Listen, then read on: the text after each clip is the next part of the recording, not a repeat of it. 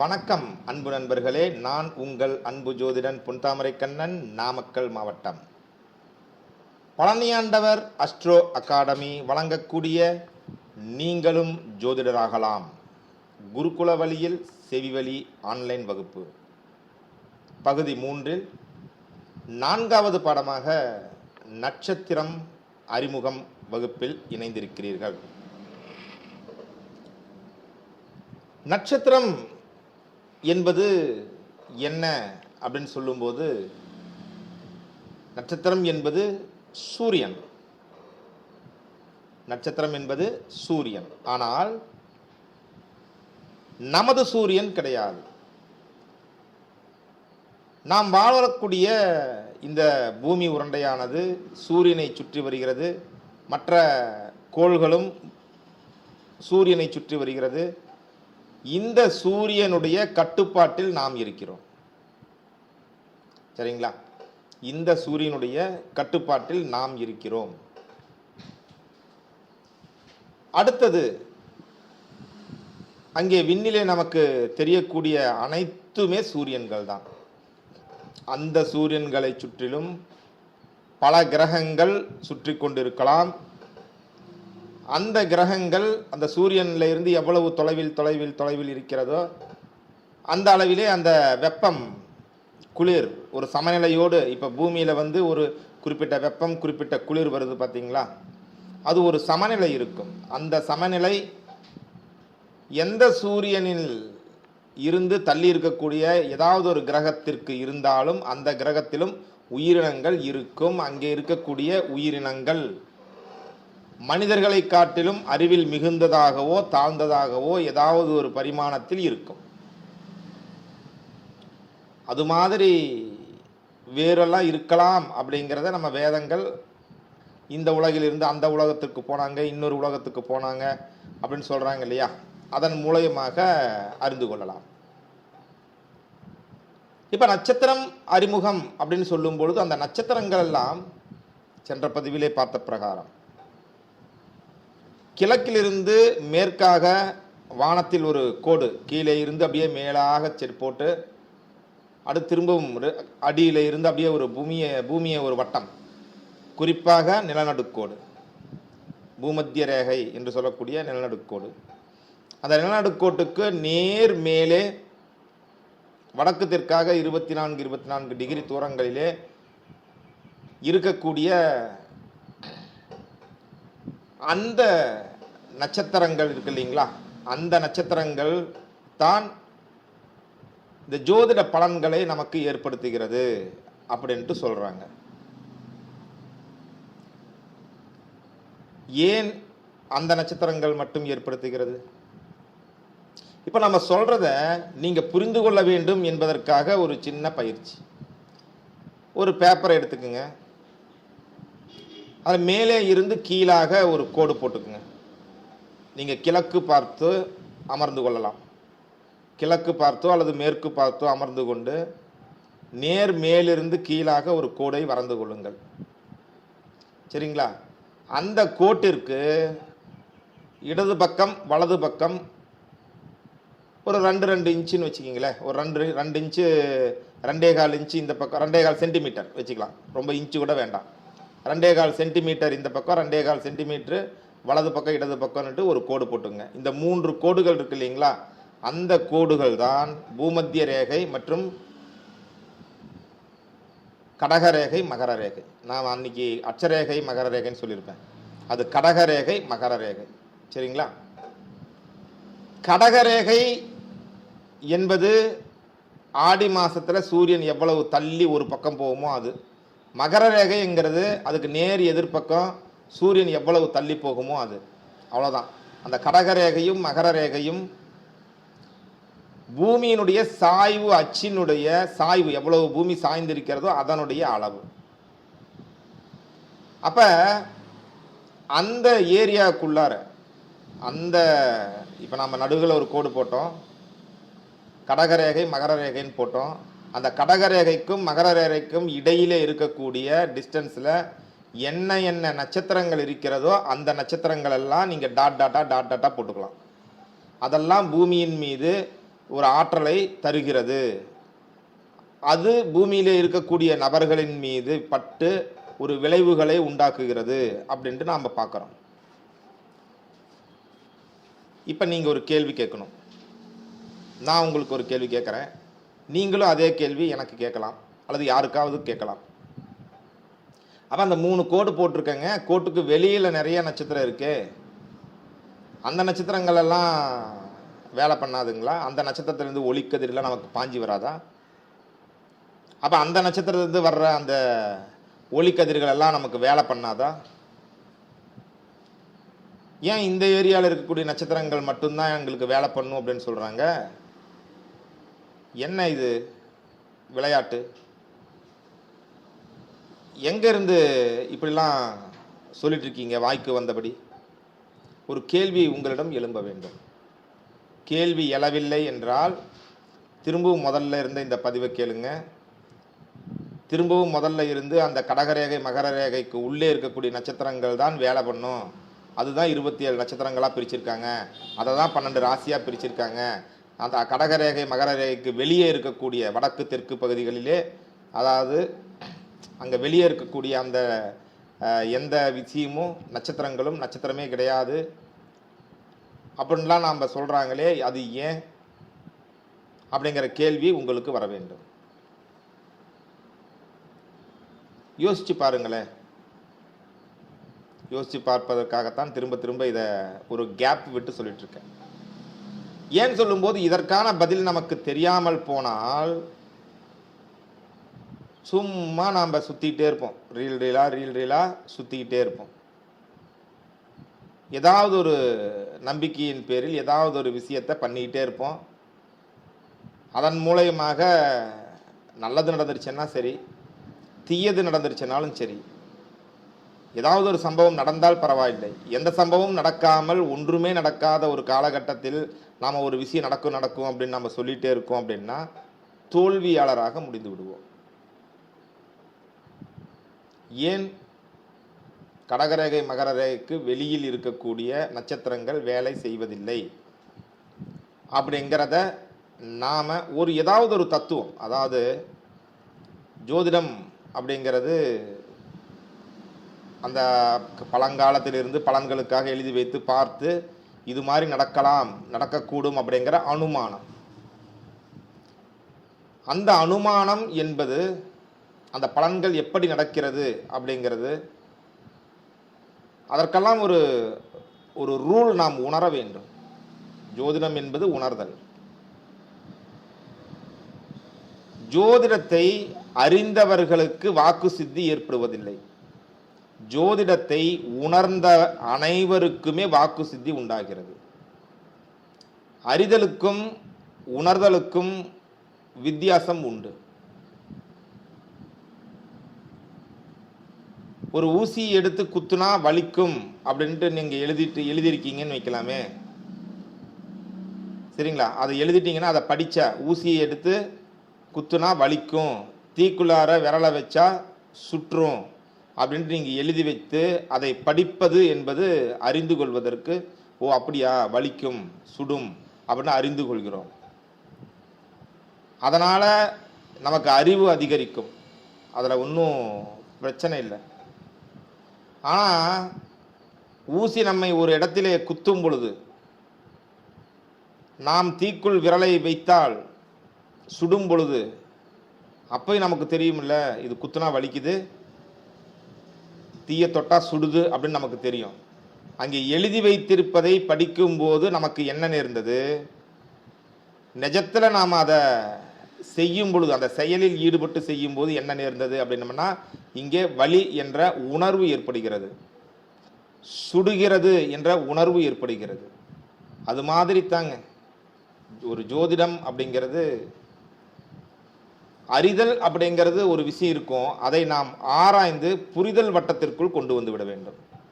அந்த புரிதல் என்பது உண்மையான புரிதலாகவும் இருக்கலாம், கற்பனையான புரிதலாகவும் இருக்கலாம், ஏன் பொய்யான புரிதலாகவும் கூட இருக்கலாம்.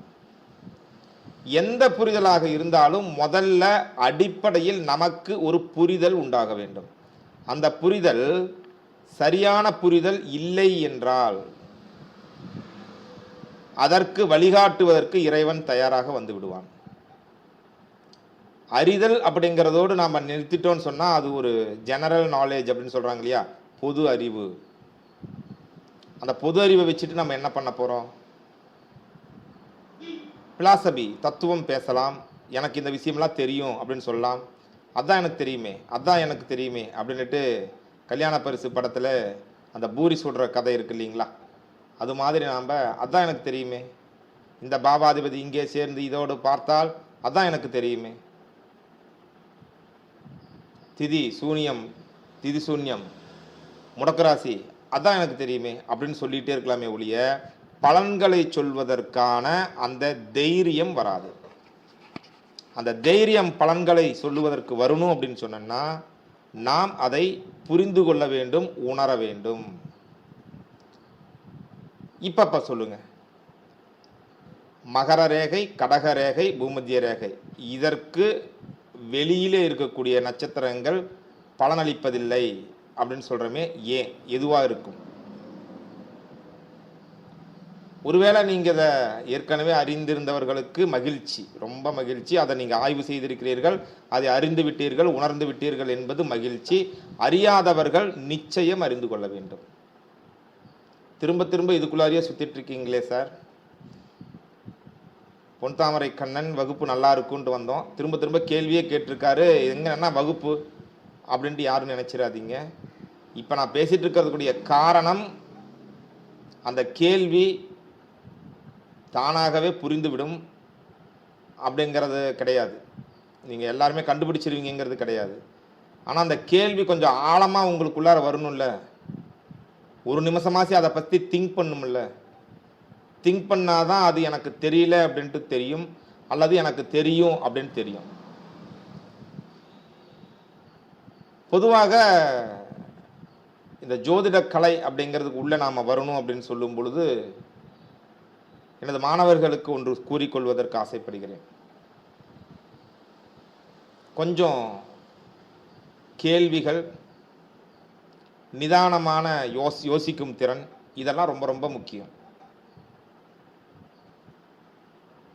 இதில் பார்த்தீங்கன்னா ஒரு திரைப்படத்திலே நம்ம பிரபஞ்சநாயகன், உலகநாயகன் வந்து இப்போ பிரபஞ்சநாயகன் கமலஹாசன், அவர் வசூல் ராஜா எம்பிபிஎஸ்ன்னு ஒரு படம் நடிச்சிருப்பார். அதில் ஒரு அற்புதமான ஒரு ஜோதிட வசனம் ஒன்று வரும். அது என்ன அப்படின்னு பார்க்கும்போது அந்த படத்துடைய கிளைமேக்ஸ் ஆகிடும். அதில் வந்து ஒரு சில நோய்களுக்கான கேள்வி கேட்பாங்க, அந்த கேள்விக்கு அவர் பதில் சொல்லணும். பதில் சொன்னாங்கன்னா அந்த ஹாஸ்பிட்டலில் இருக்கலாம், இல்லாட்டி வெளியேற்றணும் அப்படின்னு சொல்லும்போது அவர் சொல்லுவார், ஒரு கேள்விக்கு பதில் தெரியல அப்படிங்கிறது கூட பரவாயில்லைங்க, எனக்கு கேள்வியே தெரியலையே அப்படின்னு சொல்லுவார். அது நீங்கள் கவனித்திருக்கீங்களான்னு தெரியல, கவனிக்கலைன்னா ஒரு முறை வசூல் ராஜா எம்பிபிஎஸ் கிளைமேக்ஸ் பார்த்துருங்க. ஆனால் அது சினிமா பார்க்க சொல்கிறாரு அப்படின்னு சொல்லலாம்.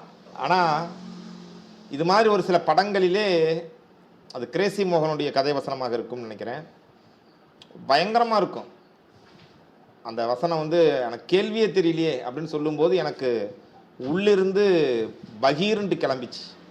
அட ஆமாம்ல, பல மனிதர்களுக்கு பல கலைகளிலே பல புரிதல்களிலே கேள்வியே நமக்கு தெரியல,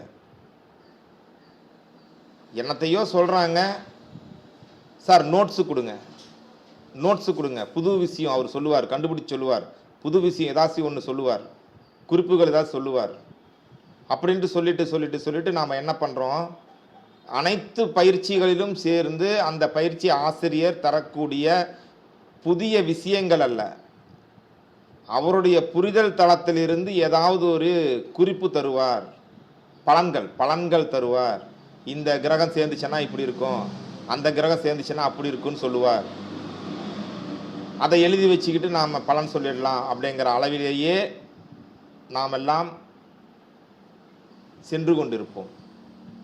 நானும் அப்படிதாங்க, நானும் நிறைய குறிப்பெல்லாம் கொடுப்பேங்க. ஆனால் நமது மாணவர்கள் அடியேன் கொடுக்கக்கூடிய குறிப்புகளின் பின்னால் செல்லக்கூடாது. அந்த ஜோதிட பலன்களை, ஜோதிட குறிப்புகளை உருவாக்கும் ஒரு ஜெனரேட்டர், அதை உருவாக்கக்கூடிய ஒரு கிரியேட்டர் அப்படிங்கிற மாதிரி நீங்க மாறணும். ஒரு சில ஆசான்கள் எனக்கு நன்றாக தெரியும், மிகப்பெரிய லெஜண்ட்ஸ். அவர்களுடைய அறிவாளித்தனம், அவருடைய புத்திசாலித்தனம், அவர்களுடைய ஞாபக சக்தி, அதிலே அடியேன் 1000ல் 1 மடங்கு கூட இருக்க மாட்டோம். இருக்கலாம், என்னை விட 1000 மடங்கு, லட்சம் மடங்கு, கோடி மடங்கு உயர்ந்தவர்கள் நமது மாணவர்களில். இப்போ நம்ம மாணவர்கள் 800 பேர் வந்திருக்கோன்னா, அது 800 பேர்லேயே கூட 800 பேருமே கூட என்னை விட உயர்ந்தவர்களாக இருக்கலாம், அறிவில் சிறந்தவர்கள் இருக்கலாம். அனைவருமே ஆசிரியராகிவிட்டார்களா? ஆசிரியராவதுங்கிறது அவருடைய இயல்பான குணம், விருப்பம், இதெல்லாம் இருந்தாலும் கூட அந்த புரிதல் தளம் அப்படின்னு இருக்கு பாருங்க, அந்த புரிதல் அப்படின்ட்டு வந்துருச்சுன்னா முதல்ல ஜோதிடம் சொல்லுவதற்கு வந்து விடுவோம். ஜோதிடத்தை சொல்லும் பொழுது புதிய புதிய புதிய புதிய யுக்திகளை, கிரக இணைவுகளுக்கான பலன்களை நாம் கூற ஆரம்பித்து விடுவோம். அப்புறம் தான் பார்த்தீங்கன்னா, அட இவ்வளவு எளிமையா ஜோதிடம் அப்படிங்கிற மாதிரி நமக்கு வரும். எளிமையா ஜோதிடம் என்று வந்த உடனேயே நமக்கு அதற்கு உள் பல கேள்விகள் உற்பத்தியாகும். அந்த கேள்விகளுக்கான பதில்களை ஆராய்ந்து ஆராய்ந்து பல புதிய புதிய யுக்திகளை கண்டறிந்து கொண்டே இருப்போம், உணர்ந்து கொண்டே இருப்போம். இது நடக்க வேண்டும். உங்கள் ஒவ்வொருவருக்கு உள்ளும் இதை நடத்தி வைப்பது ஒரு ஆசிரியராக எனது பணி அப்படின்னு பார்க்குறேன். சரி, கடக ரேகைக்கும் மகர ரேகைக்கும் இடையே இருக்கக்கூடிய நட்சத்திரங்கள் மட்டும்தான் பலன் தரும். அதற்கு வெளியே இருக்கக்கூடிய எந்த நட்சத்திரமும் ஜோதிட பலன்களுக்கு உள்ள வர்றதில்லை. அந்த சப்தரிசி மண்டலம், துருவ நட்சத்திரம், இதெல்லாம் அதுக்கு வெளியே தான் இருக்கும். அதெல்லாம் நமக்கு பலன்களுக்கு உள்ள வர்றது கிடையாது. அப்போ அந்த 27 நட்சத்திரங்கள் இருக்கிறதே, 27 நட்சத்திரங்களும் தொடர்ந்து நமக்கு பலன்களை தந்து கொண்டே இருக்குமா?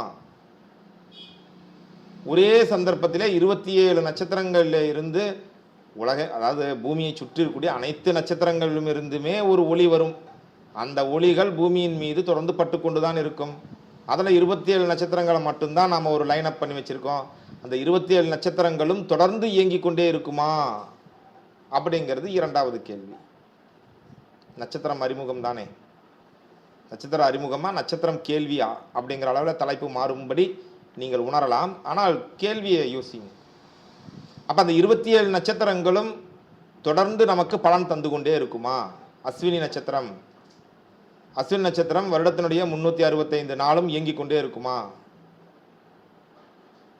கேள்வி இருக்கு இல்லையா? இல்லை. 27 நட்சத்திரங்களும் இயங்கிக் கொண்டே இருப்பது இல்லை. அப்ப அந்த நட்சத்திரங்களுடைய ஒளி நமக்கு கிடைத்து கொண்டிருக்கிறது, நட்சத்திரங்களுடைய சக்தி பூமியின் மீது பாய்ந்து கொண்டிருக்கிறது. ஆனால் இந்த இடத்தில்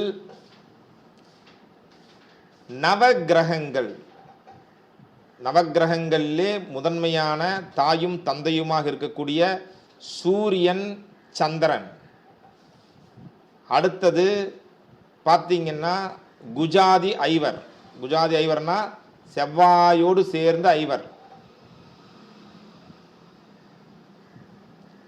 புதன், சுக்கிரன், செவ்வாய்,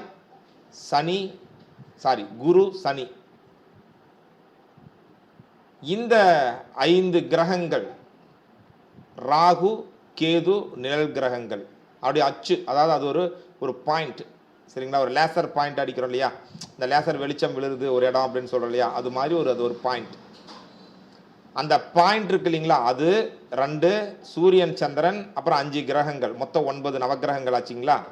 அந்த 9 நவக்கிரகங்களும் எந்த நட்சத்திரத்தின் மீது சென்று கொண்டிருக்கிறதோ, எந்த நட்சத்திரம், அந்த வானில் பார்க்குறீங்களா, வானத்தில் ஒரு நட்சத்திரத்தை பார்க்குறோம், எந்த நட்சத்திரத்தின் நேராக பூமியிலிருந்து பார்க்கும்போது எந்த நட்சத்திரத்தின் மீது அது செல்லுகிறதோ அந்த நட்சத்திரத்தினுடைய சக்தியை இந்த கிரகம் பெற்று பூமியின் மீது செலுத்தும்.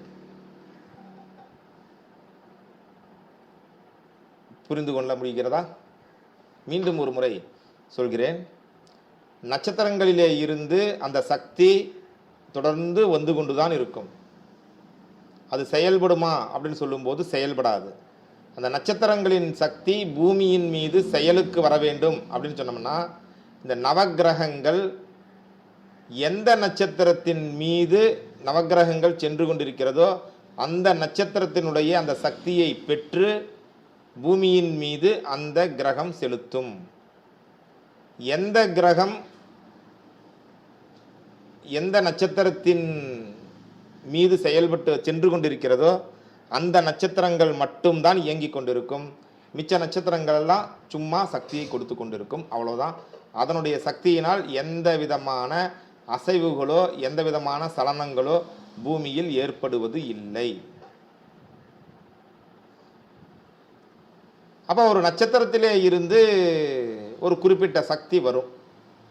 அந்த நட்சத்திரத்தினுடைய சக்தியை நம்ம முனிவர்கள் என்ன பண்ணி வச்சிருக்காங்க அப்படின்னு சொல்லும்போது 9 விதமாக பிரித்து விட்டார்கள். ஒரு நட்சத்திரத்தினுடைய சக்தியை, நட்சத்திரங்கள் 27 இல்லைங்களா, அந்த 27 நட்சத்திரங்களை 3 பிரிவாக பிரித்து விட்டார்கள். ஒரு பிரிவுக்கும் 9 நட்சத்திரங்கள் 3 பிரிவாக பிரித்து விட்டார்கள். அப்போ ஒரு நட்சத்திரம் எந்த கிரகத்தை போல எந்த கிரகத்திற்கு ஒத்து செயல்படும் அப்படிங்கிற மாதிரி ஒரு ஆய்வை எடுத்து, அஸ்வினி நட்சத்திரம் முதல் நட்சத்திரம் மேசத்தில் இருக்கும் என்பதாக கொண்டு, அஸ்வினி நட்சத்திரம் கேது, அடுத்தது பரணி நட்சத்திரம் இருக்கு அது சுக்கிரன், கிருத்திகை நட்சத்திரம் இருக்குது சூரியன் அப்படின்ட்டு 9 நட்சத்திரங்களுக்கும் 9 கிரகங்களுடைய பெயரை சூட்டியிருக்கிறார்கள். அந்த நட்சத்திரத்திற்கு அதிபர் அந்த கிரகம் அப்படிங்கிற மாதிரி. அப்ப ஒரு கிரகத்திற்கும் 3 நட்சத்திரங்கள் வரும். 27ல் 3 பிரிவாச்சு, அந்த 9க்கு 9 நவகிரகம். அடுத்து 10வது நட்சத்திரம் மகம், மீண்டும் அது அஸ்வினியில் ஆரம்பிக்கும். சரிங்களா? 19வது நட்சத்திரம் மூலம், அது திரும்ப அஸ்வினியில் இதில் கேதுல ஆரம்பிக்கும். அஸ்வினி, மகம், மூலம், இந்த 3ம் கேது ஆதிக்கம் அப்படின்னு வரும். அதுக்கு அடுத்த நட்சத்திரங்கள் சுக்கிரன், அதுக்கு அடுத்த நட்சத்திரம் சூரியன் அப்படின்ட்டு நமக்கு தொடர்ந்து இந்த திசா புத்தி வழியாக வரும். அதை பற்றி நம்ம பின்னாடி பேசிக்கலாம். இப்போ பெருசாக அதை பற்றி குழப்பிக்க வேண்டாம். அப்போ இந்த நட்சத்திரங்கள் வரிசையாக இருக்கிறது. அந்த நட்சத்திரங்களின் மீது ஒரு கிரகம், சூரியன், இப்போ சந்திரன் வருதுன்னு வைங்களேன், அந்த குறிப்பிட்ட நட்சத்திரத்தின் மீது சந்திரன் சென்று கொண்டிருக்கிறது அப்படின்னு சொல்லும்போது இன்றைய நட்சத்திரம் என்ன அப்படின்னு கேட்டோம்னா, சந்திரன் எங்கே இருக்குது? அஸ்வினியில் இருந்தால் அஸ்வினி நட்சத்திரம், பரணியில் இருந்தால் பரணி நட்சத்திரம், கிருத்திகை பக்கத்தில் இருந்தால் கிருத்திகை நட்சத்திரம், ரோகிணி பக்கத்தில் இருந்தால் ரோகிணி நட்சத்திரம். இப்போ சந்திரனை ஏன் இன்றைய நட்சத்திரத்திற்கு அதிபதி அப்படிங்கிற மாதிரி, இன்றைய நட்சத்திரம் என்னன்னா சந்திரன் போகிற நட்சத்திரம் அப்படின்னு சொல்கிறோம். ஏன் சூரியன் போகிற நட்சத்திரத்தை இன்னைக்கு நட்சத்திரம் சொல்லலாம்ல, வேறு ஏதாச்சும் சொல்லலாம்ல, இன்னொன்று வேற எதையா சொல்லலாம்ல, ஏன் சந்திரனை மட்டும் சொல்கிறார்கள் அப்படிங்கிறது ஒரு முக்கிய கேள்வி. ஏன் சந்திரனை வைத்து சொல்கிறார்கள் அப்படின்னு சொன்னோம்னா, சந்திரன் பூமியினுடைய துணைக்கோள். சந்திரன் சூரியனை நம்பி சுற்றுவதில்லை, வேறு கிரகங்களை நம்பி சுற்றுவதில்லை. சந்திரன் பூமியை நம்பித்தான் செயல்படுகிறது. அப்போ பூமியிலே இருக்கக்கூடிய நபர்களுக்கு தேவையான அந்த சக்திகளை, தேவையான நன்மைகளை, தேவையான தீமைகளை, அந்த செயல்படுவதற்கான அந்த மனோநிலையை, சக்தியை தூண்டி விடுவது, பூமிக்காக மட்டும் செயல்படக்கூடிய ஒரு கிரகம் உண்டு என்றால் அது சந்திரன் தான். அப்போ அந்த பூமிக்கு ரொம்ப நெருக்கத்தில் பூமியவே சுற்றி சுற்றி வந்திருக்கக்கூடிய, அதுவும் சூரியனை சுற்றுதுங்க அப்படின்னு சொன்னால், சந்திரன் பூமியைத்தான் சுற்றுகிறது. பூமி சூரியனை சுற்றுறதுனால வேற வழியே இல்லாமல் இந்த சந்திரனும் பூமியை சுற்றுகிறது அப்படின்னு தான் எடுத்துக்கணுமே ஒழிய சந்திரன் சூரியனை சுற்றுகிறதுன்னு சொல்லக்கூடாது. அப்போ பூமிக்காக பிரத்யேகமாக இயங்கக்கூடிய அந்த சந்திரன் எந்த நட்சத்திரத்தில் செல்கிறதோ அந்த நட்சத்திரம் இன்றைய நட்சத்திரம், பூமியினுடைய இன்றைய நட்சத்திரம் என்று சொல்லப்படுகிறது. அப்போ நட்சத்திரம் இன்று எது அப்படின்னு சொன்னோம்னா, ஏன் சூரியன் போகிற நட்சத்திரத்தை சொல்லல, சந்திரன் போகிற நட்சத்திரம் சொல்கிறோம் அப்படின்ட்டு உங்களுக்கெல்லாம் இன்று புரிந்திருக்கும் அப்படின்னு நம்புகிறேன். இது மாதிரியான விஷயங்கள் தான் உணர்தலுக்கானது. அடுத்தது, ஒரு சம்பந்தம் இல்லாமல் அந்த நவக்கிரகங்கள்ல அந்த கோள்கள் அப்படிங்கிறது தனியாக இருக்குது. சந்திரனுக்கு சொல்லியாச்சு. அடுத்தது சூரியன் என்ற நட்சத்திரமும் பிரதானமானது. அது ஒரு மனிதனுடைய ஆன்மாவை குறிவைப்பது. சந்திரன் மனதை குறிவைப்பது, மனதின் மீது ஆதிக்கம் செலுத்துவது. சூரியன் ஆன்மாவின் மீது ஆதிக்கம் செலுத்துவது. இப்போ சூரியன் போகிற நட்சத்திரம் என்ன அப்படின்ட்டு பார்க்கறது இல்லை, சூரியன் போகிற ராசி என்ன அப்படிங்கிறத பார்க்குறோம். சூரியன் எந்த நட்சத்திரங்களில் சென்று கொண்டிருக்கிறதோ, அது என்ன ராசியில் இருக்கிறதோ அந்த ராசிக்கான மாதம் இந்த மாதத்தில் பிறந்தான் அப்படின்னு சொல்கிறோம். சந்திரன் இருப்பது இந்த ராசியில் பிறந்தான் அப்படின்னு சொல்கிறோம். சூரியன் போகிறத இந்த மாதத்தில் பிறந்தான் அப்படின்னு சொல்கிறோம்.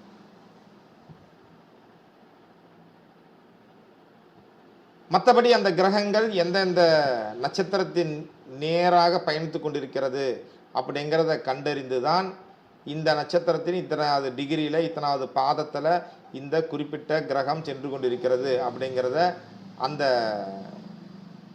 ஜாதகத்திலே கணித்து ஸ்புட நிர்ணயம் அப்படின்னு சொல்லுவாங்க.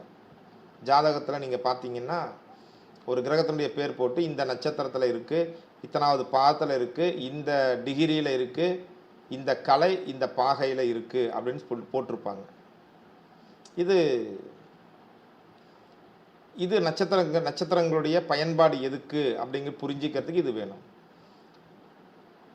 அப்போ நம்ம அறிந்த வகையிலே ஒரு கிரகம் எந்த நட்சத்திரத்தின் மீது செல்கிறதோ அந்த நட்சத்திரத்தினுடைய சக்தியை ஈர்த்து பூமிக்கு அனுப்பும் அப்படிங்கிறத நம்ம புரிஞ்சிட்டு இருப்போம் இல்லையா? அப்போ பலன்கள் எப்படி உண்டாகிறது? ஒரு சூரியனுக்கு உண்டான நட்சத்திரம் கிருத்திகையாக இருக்கட்டும், உத்தரமாக இருக்கட்டும், ஏதாவது ஒரு நட்சத்திரம் ஏதாவது வச்சுக்கலாம். இன்னும் நாங்கள் நட்சத்திரத்தை படிக்கலையே, இது ஒரு நட்சத்திரம் வச்சுக்கலாம். உதாரணத்துக்கு சூரியனுடைய நட்சத்திரம் இருக்குது, சூரியன் தான் என்ன பலன் நாங்கள் பார்த்துக்கலாம், அடுத்தடுத்த பாடங்களில் வரும். உதாரணமாக சூரியன்னா அப்பான்னு வச்சுக்கலாம். அந்த சூரியன் அப்பா, அதிகாரம், பெரியாள், பிரகாசம் அப்படின்ட்டு இருக்கு. அந்த சூரியனுடைய நட்சத்திரத்தில் போயிட்டு அதன் நேரு சனி போயிட்டுருக்கார். சனி அப்படின்னா தொழிலாளி, அடிமை, அழுக்கு, கொஞ்சம் சிறிய கீழ்த்தரமான, நேர்மையான, இப்படிலாம் நம்மளுக்கு இருக்குன்னு வைங்களேன். அப்போ அந்த சனி சூரியனுடைய நட்சத்திரத்தின் நேர் போயிட்டு இருந்துச்சுன்னா அந்த சனி எப்படி செயல்படும்? சூரியனுடைய பவரை தான் இங்கே எடுத்து கொடுக்கும். இந்த சனி ஒன்றும் பண்ண முடியாது. சூரியனுடைய சக்தியை பூமியின் மீது செலுத்தும்.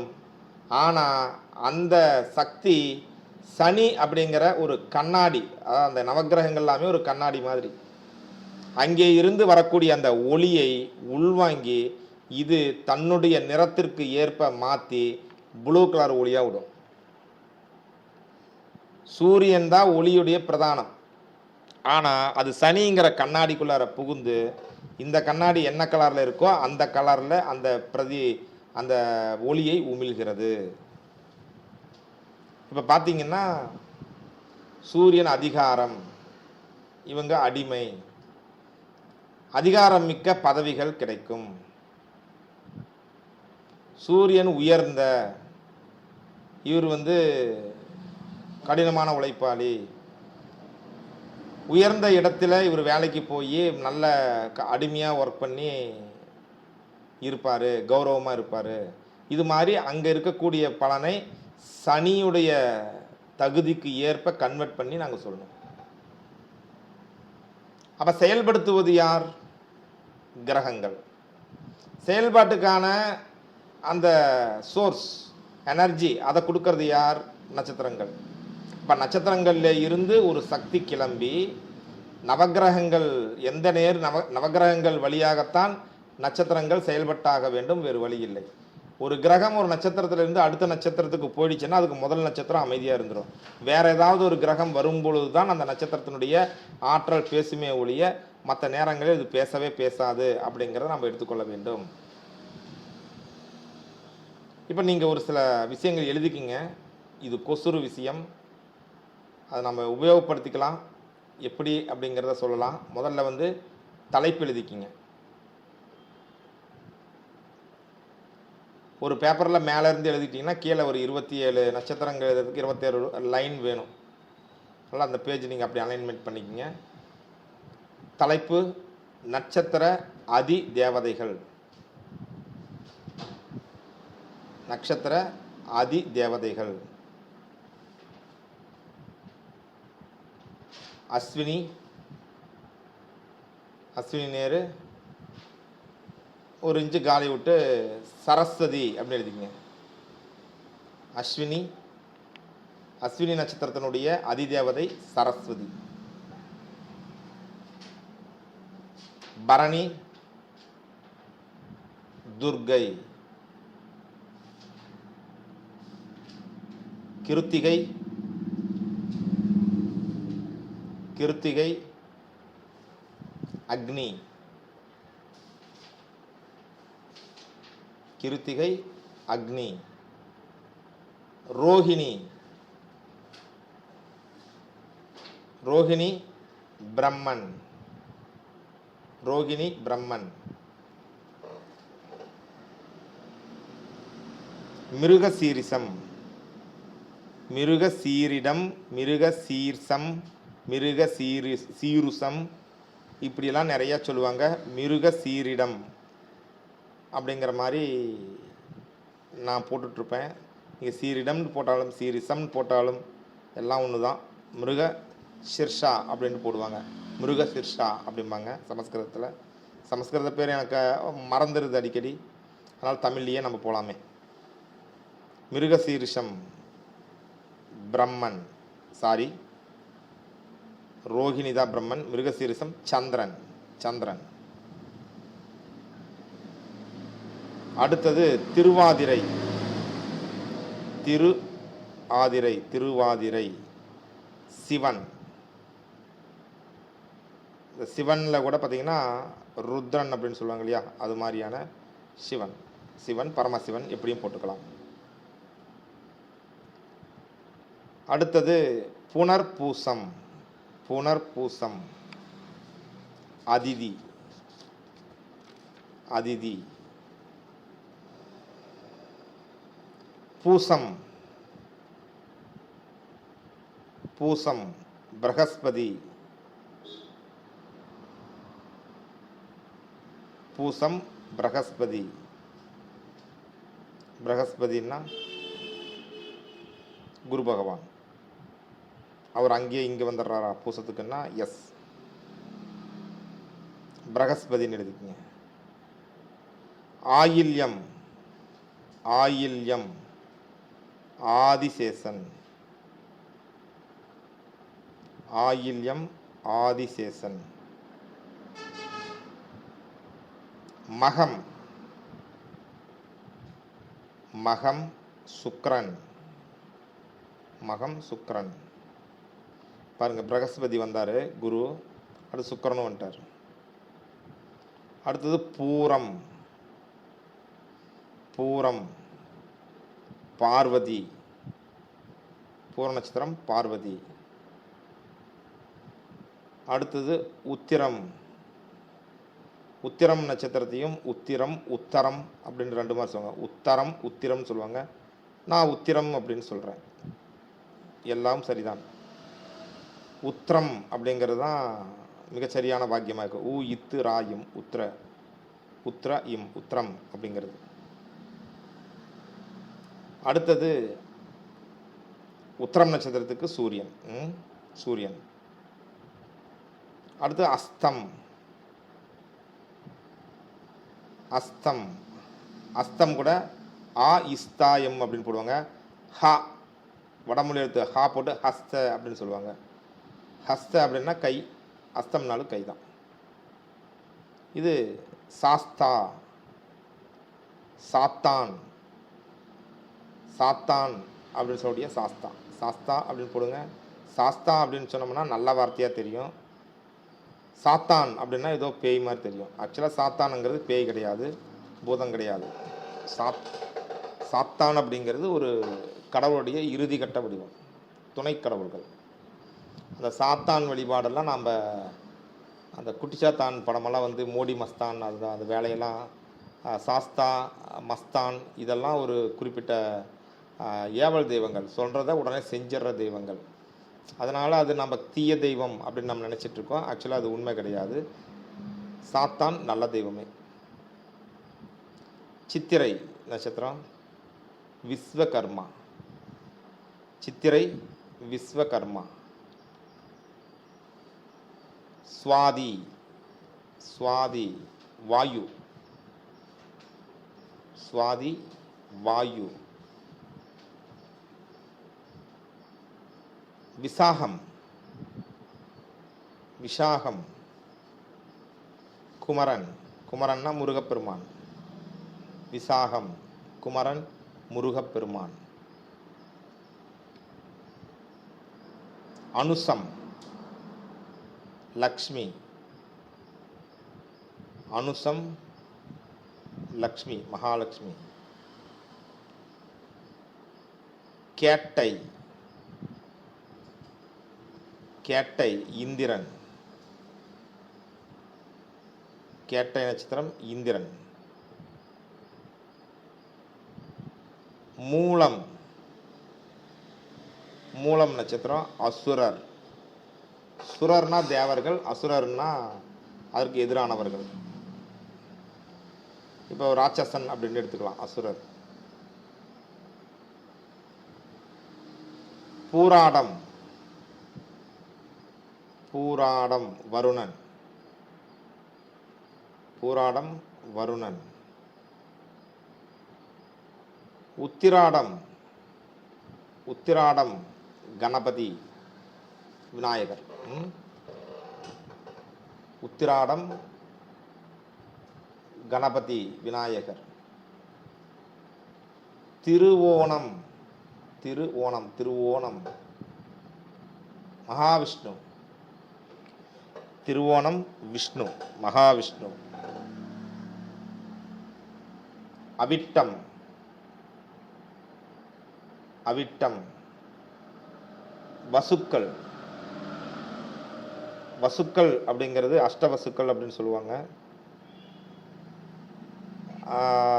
அந்த வசுக்கள் அப்படிங்கிறனுடைய அந்த தெய்வத்துடைய வழிபாடுகள் இப்போ இல்லை. பொதுவாக அந்த வசுக்கள் அப்படிங்கிறடைய அவங்கெல்லாம் என்ன பண்ணுவாங்கன்னா நல்லா அப்படியே ஜாலியாக சுற்றிட்டு இருக்கிறது, ஒரு மகிழ்ச்சியாக இருக்கிறது, இதை மட்டுமே கொடுக்கக்கூடிய தெய்வங்கள்.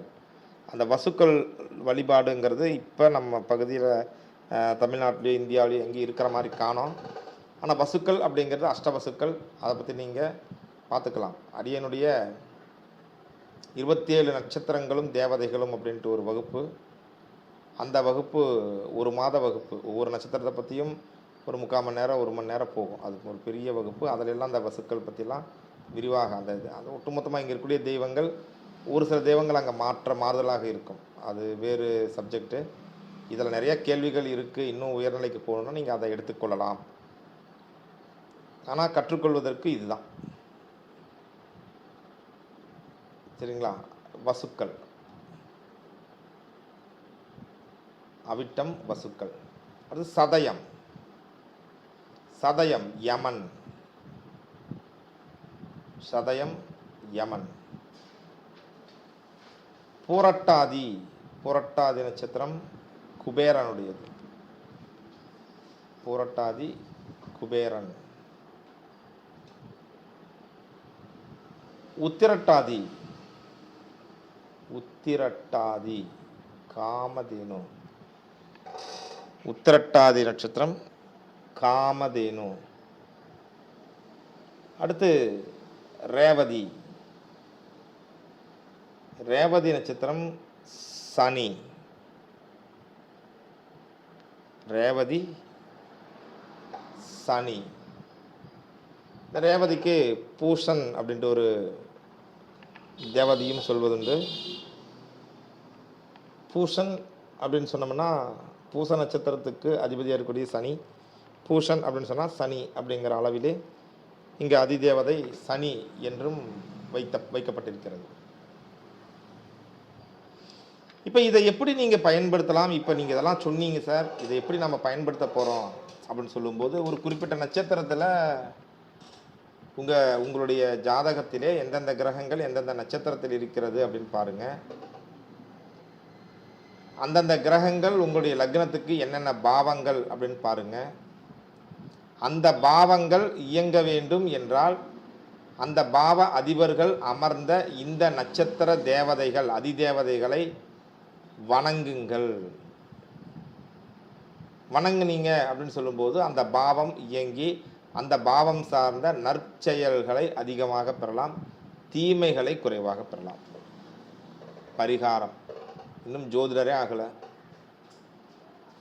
ஜோதிடத்தில் அ இ கூட தெரியாது. ஆனால் இப்போ பரிகாரம் கற்றுக்கொள்ள ஆரம்பித்து விட்டோம் பாருங்கள். பரிகாரம் இதெல்லாம் அடிப்படையான பரிகாரம். இதையே தான் இப்படியே தான் சொல்லணுமான்னா கிடையாது. அந்த பரிகாரம் சொல்லணுங்கும்போது ஒரு ஜோதிடருக்கு டக்குனுட்டு எந்த மாதிரியான பரிகாரம் மனதிலே முன்னிலையில் வருகிறதோ அது சார்ந்த பரிகாரங்களை பலிக்கும். இந்த பரிகாரம் எப்படி? இது நட்சத்திர அதிதேவதை பரிகாரம். நட்சத்திர அதிதேவதை பரிகாரத்தை இப்போ திடீர்னு ஒரு குரு திசை நடக்குதுன்னு வைங்களேன். அப்போ குரு திசை நடக்கும்போது அந்த குரு எங்கே இருக்காருன்னா ஆட்சி பெற்று இருக்கிறார். குரு ஆட்சி பெற்று இருக்காரு. எங்கே இருக்காரு? மீனத்தில் இருக்காரு. மீனத்தில் குரு ஆட்சி பெற்று இருக்கார் அப்படின்ட்டு வந்துருச்சிங்க. இருந்தாலும் குரு ஏதோ நம்ம லக்னத்துக்கு ஒரு நல்ல இடத்துல இல்லை அப்படிங்கிறதுனால அந்த தீமையை தருகிறார். அப்படிங்கும்போது குரு உட்கார்ந்த நட்சத்திரம் ரேவதி அப்படின்னா ரேவதிக்கு அதிதேவதை சனின்னு போட்டிருக்கு அப்படின்னு சொல்லும்போது நாம் குரு திசை சிறப்பாக செயல்படணும் அப்படின்னோம்னா வேறு பரிகாரங்களாக பண்ணி பார்த்துட்டுங்க. அப்படிங்கும்போது நம்ம என்ன பண்ணலாங்க? டக்குன்ட்டு சனி பகவான் வழிபாடு பண்ணுங்க.